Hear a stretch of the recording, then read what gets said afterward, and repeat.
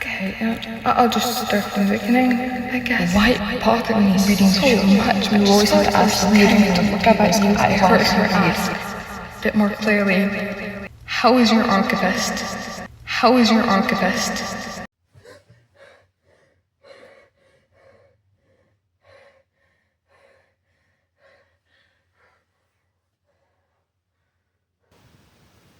The dreams haven't stopped. It's been almost 4 months and the dreams haven't stopped. This was an unexpected side effect of taking a live statement, I suppose. And I'm hungry again. Thought I couldn't hold enough longer, but maybe this will make the dreams stop.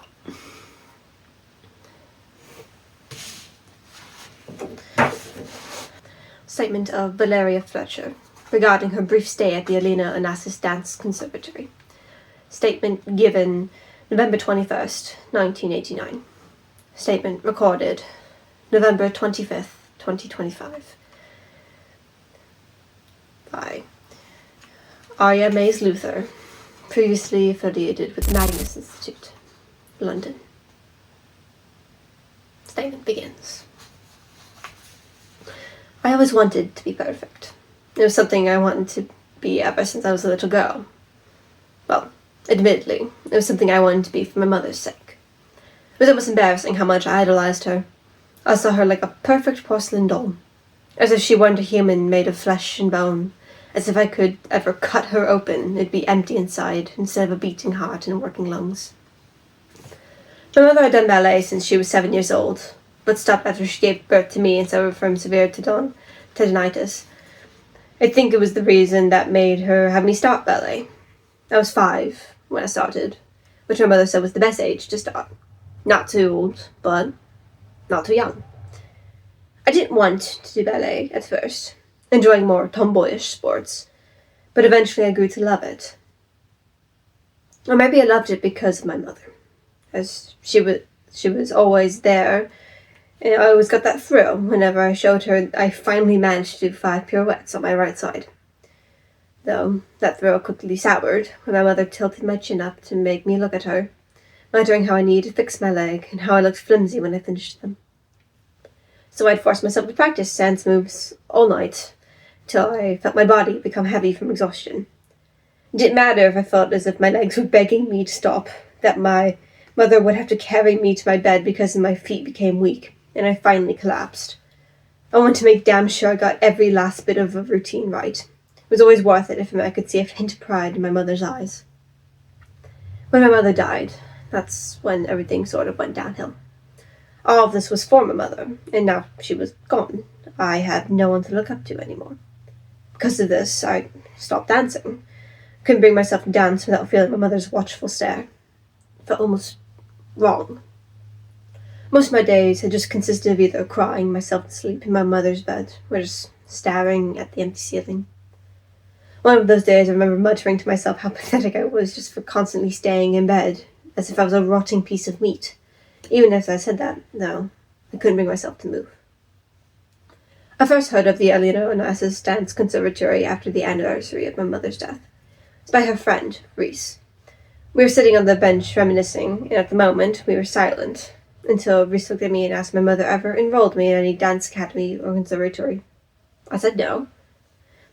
My mother was the one who taught me at home. She never sent me to any dance school, or, in fact, school in general. Got put off school when I was 11, so I wouldn't get distracted. When I said no, her eyes widened in surprise. She went on about how my mother loved a certain conservatory and asked if I wanted to join.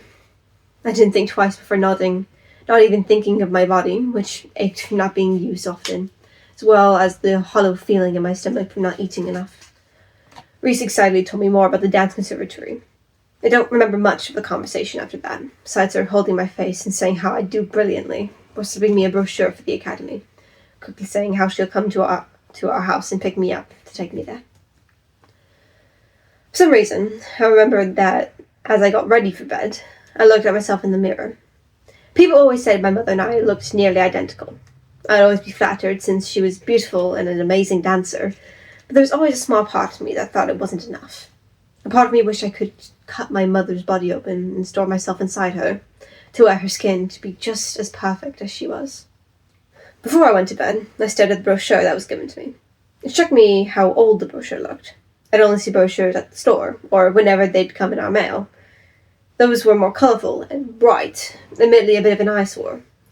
This brochure was a light yellowish brown with large red words splashed across it, which read, Alina Anisis Dance Conservatory for Promising Young Women, founded in 1918.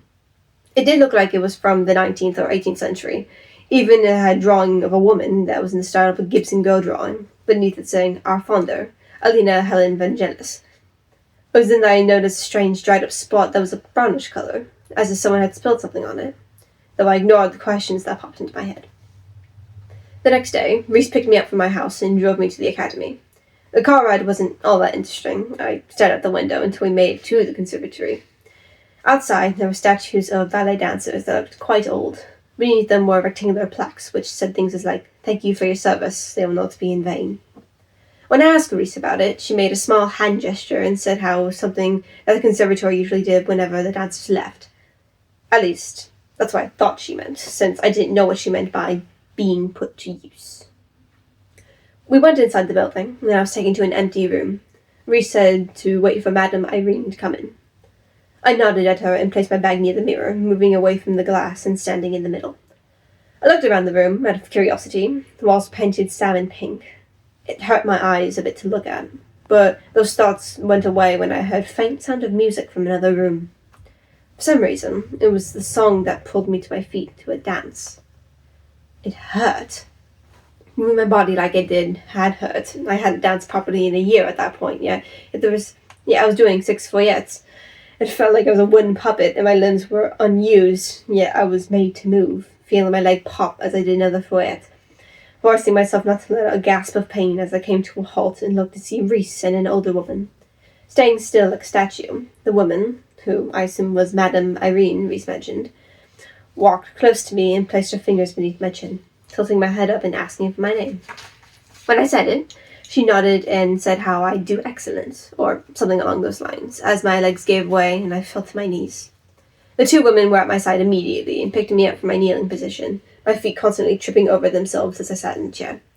Reese went to get some water while Irene stayed with me, rubbing my shoulders and saying things I didn't understand, as if they were in another language. The only thing I understood was body for her. Reese and Irene decided to have me stay at the conservatory for some time to rest and also practice dancing. I was a bit spacey, but a bit confused. Reese still could have driven me back home, but I seemed to have no room for argument. That night, I was placed in a room that had a couple of paintings and a picture of a woman. It was a nice room, but seemed to have remnants of someone who was there before me. An example being the notebook I found in a drawer in a leotard, as well as a pair of Pointe shoes. I went to bed, but woke up to a strange sound of something hitting the wall. I can't explain it, but it sounded like a piece of fresh meat being hit against the wall over and over. It kept me awake for a long time, but I forced myself to go back to sleep. By the time it was morning, the sound had stopped. I won't bore you with the details of my days in bed and stretching, but I can say that each night I went to bed, I heard the same rhythmic slapping noise against the wall. When I pressed my ear against the wall, I could have sworn I heard a pained moan in another voice, like someone was there speaking. All I could hear and focus on was the pained moaning and the wet slaps of something. Or someone. Reese stayed at the conservatory and helped me with stretching out my body properly. Madame Irene also visited my room, and I managed to learn about who stayed in the room I now slept in. Her name was Michaela. According to Madame Irene, she had stayed there for a year and was a good dancer. Wasn't brilliant, but wasn't terrible, were her words. When I asked what happened to her, the woman just said Michaela had left home to take care of her parents. Though she had a strange look in her eyes that made me not quite believe it, nor did I believe her when she said Reese was fine. Over the days when she came in and checked on me, she had a more nervous air to her. Still, I stayed in Michaela's room and tried to ignore whatever made the noise. Eventually, I was stretched up enough to begin dancing and do a routine. I was nervous that day. I kept fussing with my leotard and Pointe shoes. I'd brought my mother's to wear, as when Reese first came to pick me up. This was a mistake, as when I started dancing, I started feeling strange heaviness and a sharp ache in my foot. Each move I made felt as though adding too much pressure to it. I continued to dance until Madame Irene called for me to stop, which is when I looked down and see blood seeping through my pointe shoes. Such a bright red that was stark contrast to my toe pad, which was a darker shade than the pointe shoe itself. Madame Irene was by my side, though. She took my mother's pointe shoes in her hands, saying how she'll take these to her, and immediately left, leaving Reese to help me to my room. It was only a few minutes after I dried off my feet from soaking them that I heard the familiar sound of pained moaning in a woman's voice through the wall, and decided to finally give in to my curiosity and investigate. Being careful on my feet, I went to the door next to me and opened it. I wish I didn't. When I looked inside the room, I saw Madame Irene presenting my mother's pointe shoes to... I don't know what to call it. I suppose it was an old woman, but her body... I can't really describe what it looked like, since I was more focused on what Madame Irene said. This is perfect. She will be perfect for you. I stared in shock for a few moments before stumbling out and forcing myself to run. I heard Madame Irene and whatever it was cry out in dismay. Or I think the thing cried. It sounded more hoarse and like a moan. I kept running, or tried to, since my feet were in constant pain. I didn't wait for Reese as I ran outside into the nearest market, where someone called the hospital for me. I refused to go back to the conservatory for my things. They could burn, and I still wouldn't go back. The police did end up going to the building in concern that I was abused, though I don't know the details besides Madame Irene being arrested and Reese going to the hospital as well. I still dance, but less often now. Careful not to injure myself or apply pressure. I don't talk to Reese, though. After she left the hospital, I received a call from her saying how I lost the chance to be perfect, to truly be what she knew I wanted. I tried to ignore what she said, but I still couldn't shake what she'd said. Perfect. Utterly perfect. Statement ends. I don't know much about dance academies, admittedly. I wasn't the most graceful child growing up, but...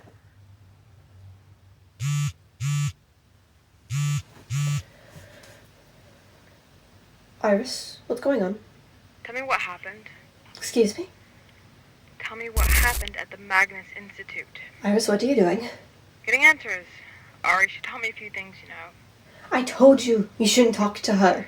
Why? She's gonna have all the information to herself, so you can make yourself feel better. Because it's dangerous, Iris. That's not for you to decide. Now tell me. No. I'd only heard about the Magnus Institute after I'd graduated from Oxford with my degree. My internship had fallen through, and I was grasping at strings trying to find something to keep me afloat. It was supposed to be temporary, and in the end, I suppose it was. As temporary as 2 years as the head librarian could be. I should have known something was up when they gave me the position instead of some entry-level desk job that put my library science degree back up on the dusty shelf, as so tended to happen with women in academia. I guess I was just glad to have a job that paid the rent. And that was something that I loved. The first year was fine. Normal, even, which is saying a lot for an institute focused on supernatural occurrences.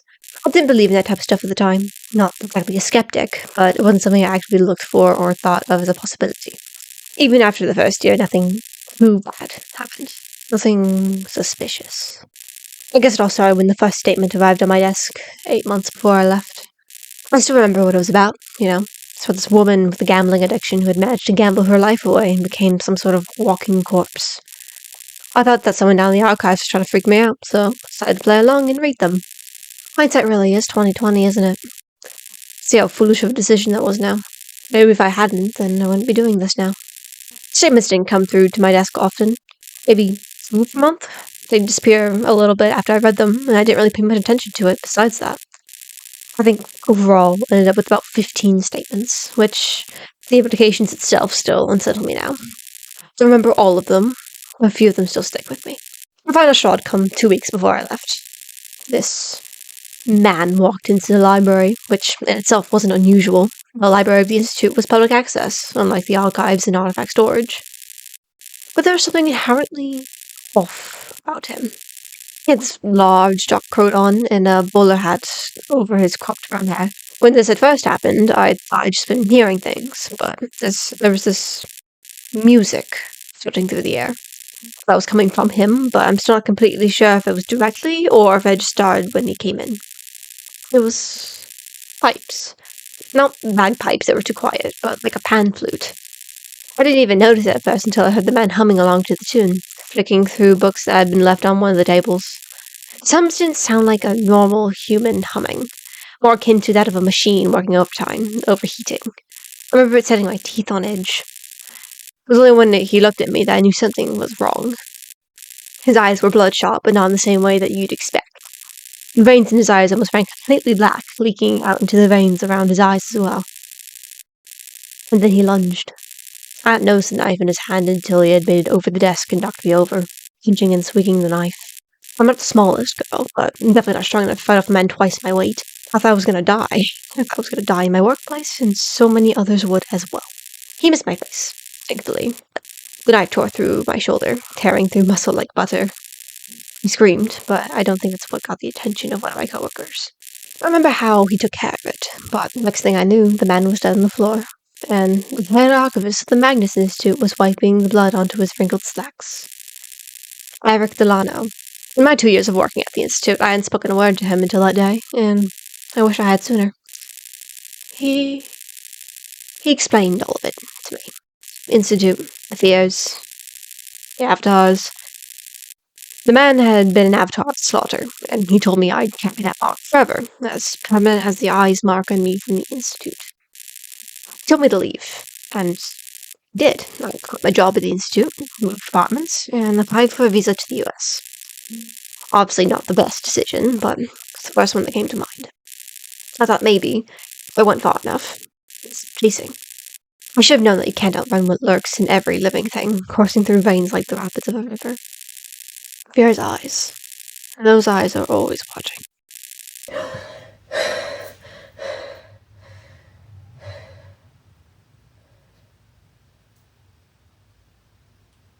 Why would you do that? I can ask you the same question. An eye for an eye, archivist. A statement for a statement.